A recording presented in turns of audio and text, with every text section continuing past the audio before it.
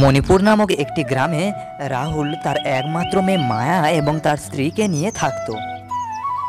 ওই গ্রামের বাসিন্দারা রাহুলকে খুব ভালোবাসত, তাকে খুব সম্মান করত। গ্রামের সবাই রাহুলের সব কথা শুনত। মায়া মা, তুই কেন বিয়ে করছিস না? তুই তো জানিস তোর বাবা তোকে নিয়ে কত দুশ্চিন্তায় থাকে।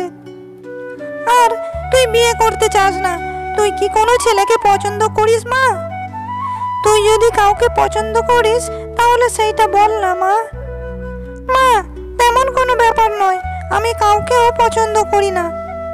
আর একান্তই তোমরা যদি আমাকে বিয়ে দিতে চাও তাহলে বিয়ের আগে আমাকে একটা শর্ত মানতে হবে। বিয়ের আগে আমার একটা শর্ত মানতে হবে তোমাদেরকে। ঠিক আছে, তাহলে বল দেখি মা, তোর কি শর্ত রয়েছে? মা, আমি এমন ছেলেকে বিয়ে করতে চাই যে আমার সব কথা শুনবে। যদি তোমরা এমন ছেলে জোগাড় করে দিতে পারো তাহলে আমি আনন্দের সাথে খুশি খুশি তাকে বিয়ে করে নেব। এমন ছেলে আমি কোথা থেকে পাবো মা তোর জন্য?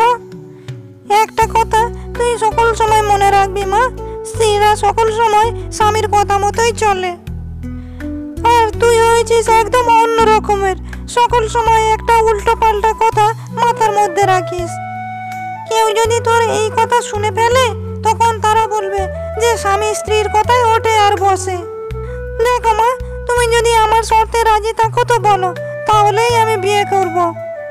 আর তা না হলে আমি কখনোই বিয়ে করব না।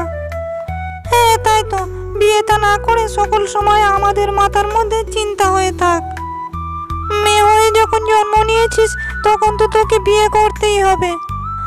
আর তুই এমন শর্তের কথা বলছিস, যদি কোনো ছেলে এমন শর্তের কথা শুনে সে কখনোই বিয়ে করতে রাজি হবে না। ঠিক আছে মা, খুব ভালো কথা, আমি বিয়েই করব না। দুপুরবেলা রাহুল কাজে থেকে ফিরে রাহুল এবং স্বপ্না দুজনে খেতে বসে। স্বপ্না, মায়া মা খেয়েছে কি?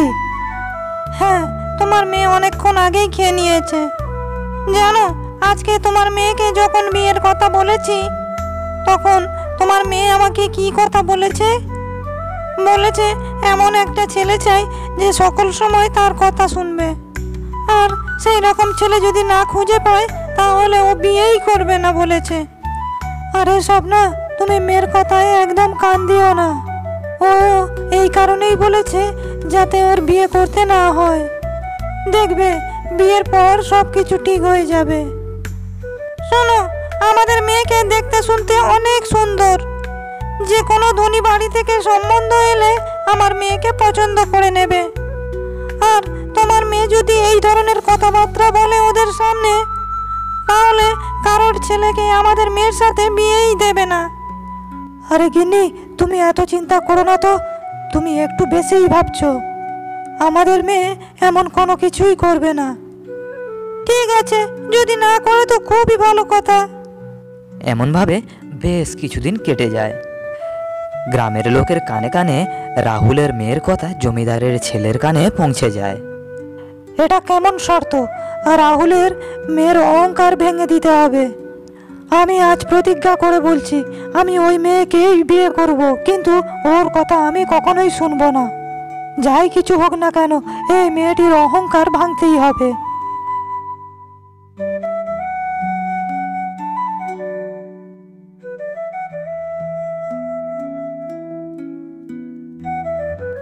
মা, আমি আমাদের গ্রামেরই একটি মেয়েকে বিয়ে করতে চাই।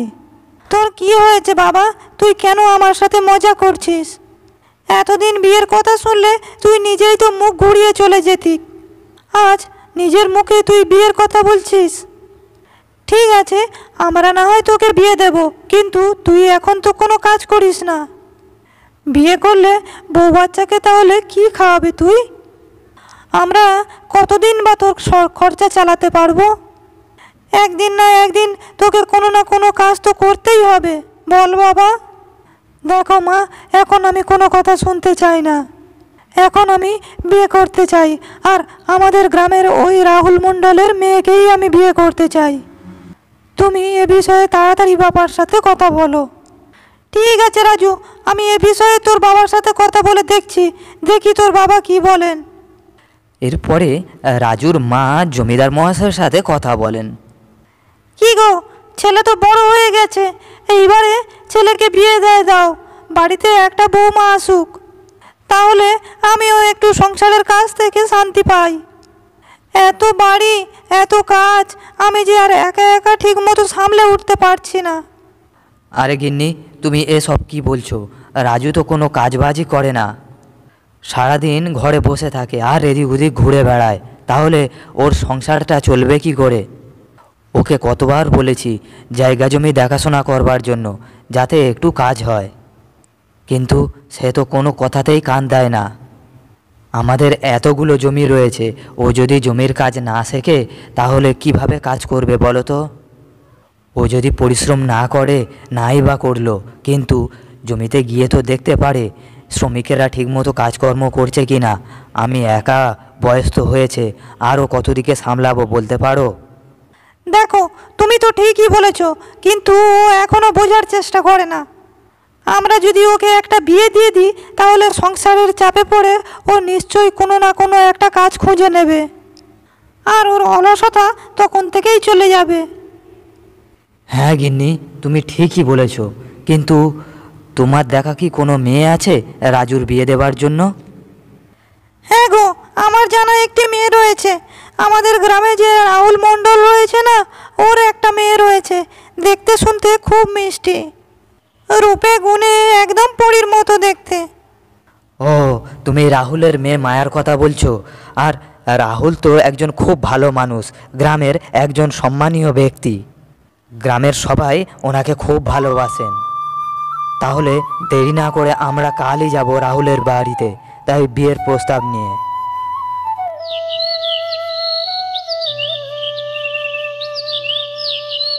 পরদিন জমিদার ও তার স্ত্রী রাহুলের বাড়িতে যাওয়ার জন্য রওনা হন। আরে জমিদার বাবু, আমার কি সৌভাগ্য, আজ নিয়ে আমাদের বাড়িতে আজ সব কিছু ঠিকঠাক আছে তো? হ্যাঁ রাহুল, সব কিছু ঠিকঠাকই আছে। আজ আমরা তোমার বাড়িতে এসেছি তোমার মেয়েকে ভিক্ষা চাইতে, আমার ছেলে রাজুর জন্য। আমরা জানি তোমার মেয়ে অনেক ভদ্র আর শান্ত স্বভাবের, তাই তো আমার ছেলের সাথে তোমার মেয়ের বিয়ে দিতে চাই। এ তো খুব ভালো খবর জমিদার বাবু, আমাদের বন্ধুত্ব সম্পর্ক এখন আত্মীয়তায় পরিণত হতে চলেছে। তাহলে বলো রাহুল, পাকা কথা কবে? শুভ কাজে বেশি দেরি করা ভালো নয়। জমিদার বাবু, আপনারা যেদিন ঠিক করবেন সেই দিনই হবে। তাহলে আপনারাই বলুন কোন দিন ঠিক করা হবে? রাহুল, সামনের সপ্তাহে একদিন রয়েছে, সেদিনটি খুবই শুভ, তাহলে ওই দিনই আমরা 4 হাত এক করে দিই।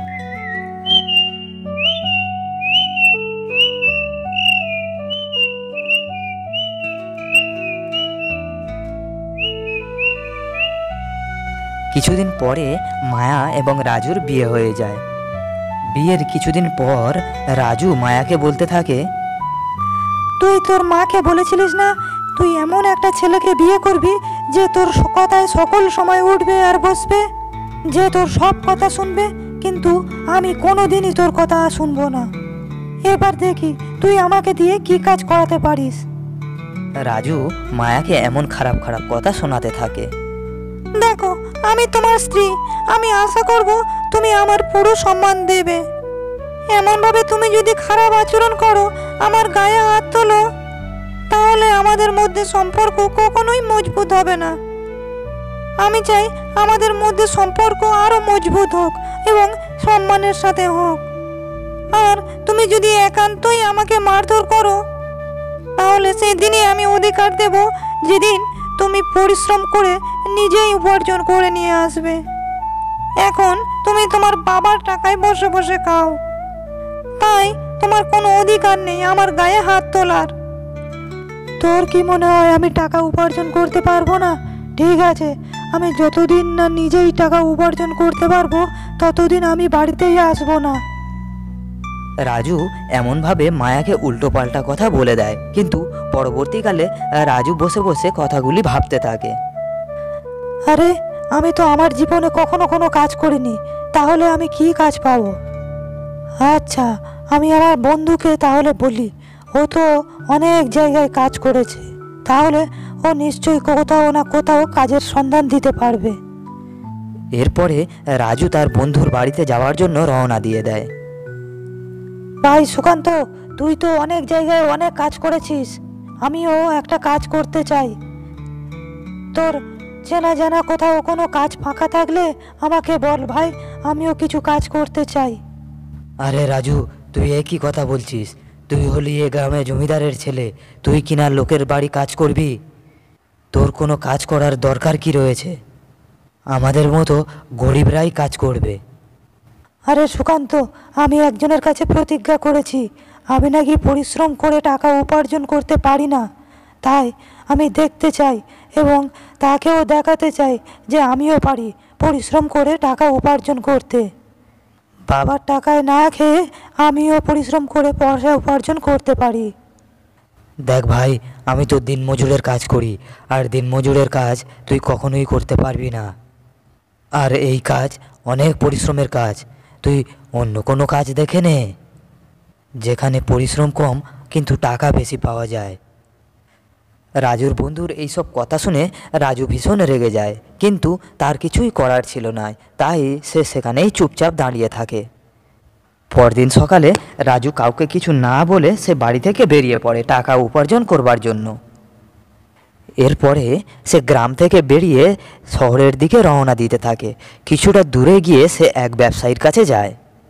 ওই ব্যবসায়ীর কাছে বেশ কতকগুলি গুদাম ছিল। মালিক, আমি পাশের মণিপুর গ্রাম থেকে এসেছি আপনার কাছে কাজের খোঁজে।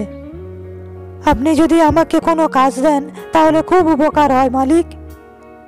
আরে, পাশের গ্রামে আমার একটা ভালো বন্ধু থাকে, উদয়চন্দ্র জমিদার, তুমি কি তাকে চেনো? যখন রাজু উদয়চন্দ্র মানে তার বাবার নাম শুনে তখন সে একটু ভয় পেয়ে যায়। তখন সে মনে মনে ভাবতে থাকে, বাবা যদি জানতে পারে আমি অন্য জায়গায় কাজ করতে এসেছি তখন কি হবে, আর এখন বা আমি কি করব? আমি যদি বাড়িতে চলে যাই তাহলে আমি যে মায়াকে কথা দিয়েছি সেই কথা আমি রাখবো কি করে? ঠিক আছে, যা হবার তা দেখা যাবে, তখন না হয় আমি সব সত্যি কথা বলে দেবো বাবাকে। আরে, তুমি এত কি চিন্তা করছো? উদয়চন্দ্র জমিদারের নাম শুনে? আগে না মালিক, আমি কোনো চিন্তা করছি না। আমি উদয়চন্দ্র জমিদারকে জানি, উনি অনেক ভালো উদার মনের মানুষ। তাহলে তো তোমাকে কাজ দেওয়া যেতে পারে, তুমি আমার বন্ধুর গ্রাম থেকে এসেছো যে। দেখো, তুমি যদি ভালো করে পরিশ্রম দিয়ে কাজ করতে পারো তাহলে তুমি ভালো টাকা উপার্জন করতে পারবে। এরপরে রাজু কাজে লেগে পড়ে আর পরিশ্রম করে সে কাজ করতে আরম্ভ করে। এমনভাবে অনেক পরিশ্রম করে রাজু কিছু টাকা সঞ্চয় করে। তার কাছে যখন অনেক টাকা জমা হয়ে যায় তখন সে স্থির করে বাড়িতে যাওয়ার কথা। মালিক, আমি ভাবছি একবার গ্রামে গিয়ে বউ বাচ্চার সাথে দেখা করে আসব। তুমি একদম ঠিক ভেবেছো রাজু, অনেক দিন হয়ে গেল তুমি কাজ করছো, একবার যাও গ্রামে থেকে ঘুরে এসো, বউ বাচ্চা কেমন আছে তাদেরকে একবার দেখে এসো। তুমি কালই রওনা হয়ে পড়ো আর সকলের সাথে দেখা সাক্ষাৎ করে আবার তাড়াতাড়ি কাজে চলে এসো। এতদিন ধরে কাজ করে রাজু যে সমস্ত টাকা জমিয়েছিল সেই সমস্ত টাকা নিয়ে রাজু গ্রামে যাওয়ার উদ্দেশ্যে রওনা দিয়ে দেয়। জঙ্গলের পথ দিয়ে যেতে যেতে রাজু দেখতে পেল একটি লোক এবং তার স্ত্রী রাস্তার ধারে গাছের ছাওয়ায় বসে বসে খাবার খাচ্ছে। আরে ভাই, এত তাড়াতাড়ি হন্তদন্ত হয়ে কোথায় চললে? এসো, আমাদের সাথে বসে খাবার খাবে এসো। রাজুর তখন কিন্তু খুব জোরে খিদেও পেয়েছিল। তা ভাই, তোমাকে দেখে মনে হচ্ছে তুমি শহর থেকে রোজগার করে গ্রামে ফিরছো টাকা পয়সা নিয়ে। আমরাও স্বামী স্ত্রী শহরে যাচ্ছি টাকা পয়সা রোজগারের জন্য। তুমি কি জানো এই রাস্তায় অনেক চোর ডাকাত লুটপাট করবার জন্য বসে থাকে? তুমি কিন্তু তোমার টাকা পয়সাগুলো একটু সাবধানেই নিয়ে যাবে। কিন্তু আমি শুনেছিলাম এই রাস্তা সুরক্ষিত, এই রাস্তায় কোনো বিপদ আপদ নেই। আরে ভাই, এখন সব রাস্তাতেই চোর ডাকাত ঘুরে বেড়ায়, আর যদি তুমি তোমার উপার্জন করা টাকা পয়সা যদি সাবধানে নিয়ে না যাও তাহলে তুমি তো বিপদে পড়বে অবশ্যই। দেখো, আমরা ভালো ভদ্র মানুষ, যদি তুমি চাও তোমার টাকা পয়সা আমরা সুরক্ষিত করব। এসব কথা আপনারা কি বলছেন আমি কিছু বুঝতে পারছি না। আমার পরিশ্রম করে উপার্জন করা পয়সা আমি যে আপনাদের কেন দেব? আমি তো ভালোভাবে আপনাদেরকে জানিও না আর চিনিও না। দেখো ভাই, তুমি এমনভাবে রেগে যাচ্ছ কেন? আমরা তো তোমাকে শুধু সাবধান করেছি, এই আর কি। এরপরে রাজু মনে মনে ভাবতে থাকে, এদেরকে দেখে মনে হচ্ছে তো এরা ভালো ভদ্র মানুষ। আর যদি আমার টাকা পয়সা নেওয়ার হতো তাহলে প্রথমেই তো ওরা নিয়ে নিতে পারতো। আমার মনে হয় এদের কথা আমার শোনা দরকার। দেখুন, আমার কষ্ট করে উপার্জন করা টাকা পয়সা আমি তো আপনাদের হাতে দিতে পারবো না, কিন্তু আপনারা আমাকে সুরক্ষিত করবার জন্য যদি আমার গ্রাম পর্যন্ত এগিয়ে দেন তাহলে আমার উপার্জন করা পয়সা থেকে আপনাদের কিছু দেব। এতে আমার টাকা পয়সাগুলো সুরক্ষিত থাকবে। এরপরে তারা তিনজনে খাওয়া দাওয়া করে গাছের তলায় একটু বিশ্রাম নেয়।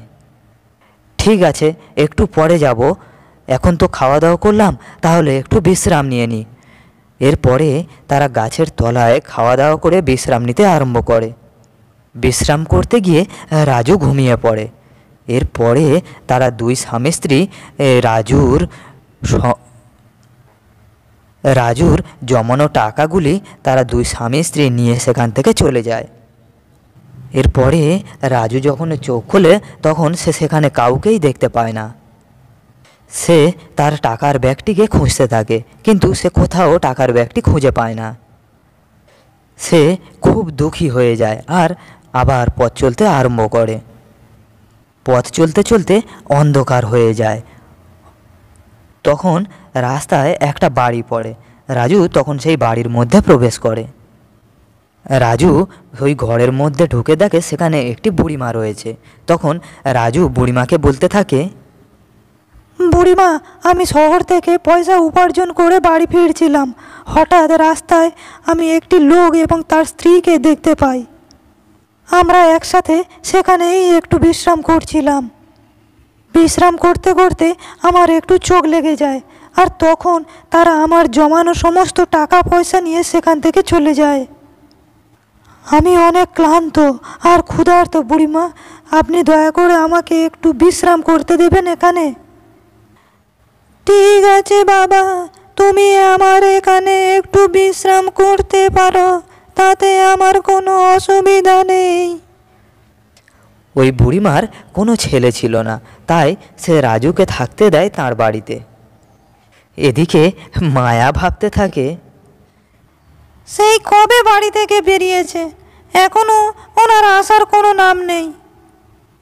জানি না এখন কোথায় আছে, কি করছে, কি খাচ্ছে না খাচ্ছে। আর এদিকে আমরা যে চিন্তায় পাগল হয়ে যাচ্ছি সে খেয়াল ওনার নেই। বুড়িমার একটি চায়ের দোকান ছিল। বুড়িমা চা দোকানে যা রোজগার হতো তাই দিয়ে তার কোনো রকমের সংসার চলে যেত। কিছুদিনের মধ্যে রাজু ওই চা দোকানে দোকানদারি করতে আরম্ভ করলো এবং ধীরে ধীরে বুড়িমার চা দোকান আরও বড় হতে আরম্ভ করলো। এতে বুড়িমা খুশি হয়ে রাজুকে অনেক টাকা দেয়। এখন আমার কাছে অনেক টাকা পয়সা রয়েছে আর বাড়ি থেকে চলে এসেছি অনেক দিন হয়ে গেল। এখন আমাকে বাড়িতে যেতে হবে।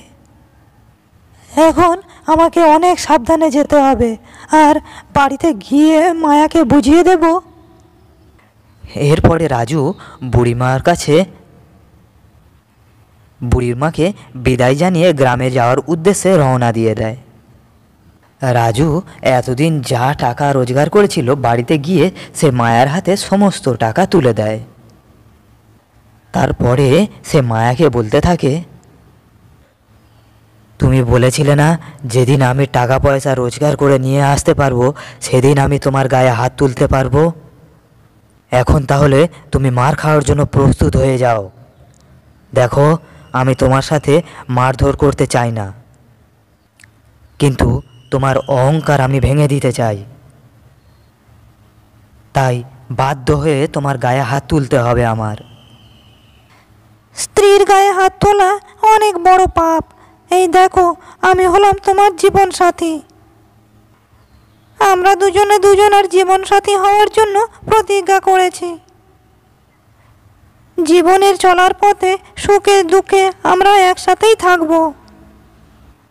জীবনে চলার পথে প্রত্যেকটা বিপদেই আমি তোমার সাথে থাকব। আর যদি তুমি আমাকে মারধর করো, তাহলে ঘরের ভিতরে মারধর করে কোনো লাভ হবে না। তাহলে কেউ জানতেও পারবে না যে রাজু তার স্ত্রীকে মারছে। গ্রামের লোকেদেরও তো জানা দরকার যে তুমি এত টাকা পয়সার ইনকাম করে এনেছো গ্রামের, তাই তো তুমি স্ত্রীকে মারধর করতে চাও। আজকের দিনটা তুমি একটু বিশ্রাম করো। আজকের তুমি অনেক দূর থেকে এসেছো, শরীরটা ক্লান্ত লাগছে। কালকের না হয় গ্রামের সমস্ত লোকজনকে এক জায়গায় করে তুমি আমাকে মারধর করো। সবার সামনেই না হয় আমাকে মারধর করো। এরপরে রাজু তার স্ত্রী মায়ার কথায় রাজি হয়ে যায়। পরদিন সকালে রাজুর গ্রামের সব লোকেদের এক জায়গায় জড়ো করে যখন তার স্ত্রীর গায়ে হাত তুলতে যাবে, এমন সময় রাজুর বাবা সেখানে চলে আসেন। অসভ্য কুলাঙ্গার ছেলে কোথাকার, তুই এসব কি করতে চলেছিস? তুই তোর স্ত্রীর গায়ে হাত তুলতে চলেছিস? তাহলে তুই বিয়ে করছিস কি শুধু মারধর করবার জন্যই নাকি? তুই কি জানিস, তুই যেদিন বাড়ি থেকে চলে গেছিস সেই দিন থেকেই বৌমা শান্তিতে ঘুমোতে পারেনি, ঠিক মতো খায়ও নি, সকল সময় কান্নাকাটি করতো। আর তুই বাড়িতে ফিরে এখন বৌমাকে মারবার জন্য প্রস্তুত হয়ে গেছিস? অসভ্য কুলাঙ্গার ছেলে কোথাকার। এই সমস্ত কথাবার্তা শুনে রাজু সকলের সামনে ভীষণ লজ্জায় পড়ে যায়। রাজুর মনে মায়ার প্রতি যে ঘৃণা ছিল সেটা সম্পূর্ণ মুছে যায়। রাজু তার নিজের ভুলকে বুঝতে পারে আর মায়ার কাছে সে ক্ষমা চায়। এরপর থেকে রাজু এবং মায়া খুশি খুশি আনন্দের সাথে দিন কাটাতে শুরু করে।